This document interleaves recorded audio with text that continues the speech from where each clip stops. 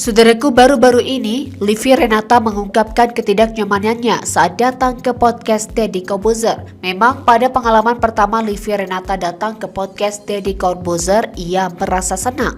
Namun Livi Renata mengungkapkan bahwa ia merasa tidak nyaman saat datang ke podcast Deddy Corbuzier untuk kedua kalinya.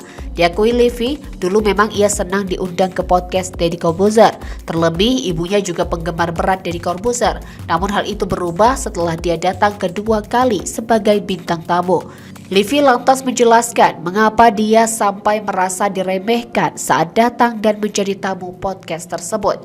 Kehadiran Livi di sana juga sempat dipertanyakan, padahal dia datang atas undangan, bukan atas kemauan sendiri. Namun Livi saat itu memilih diam karena tidak ingin muncul kecanggungan selama podcast berlangsung. Livi yakin itu bukan karena dia orang yang sensitif, karena bahkan teman yang saat itu ikut datang ke podcast bersamanya bertanya tentang kondisi Livi usai mereka membuat konten.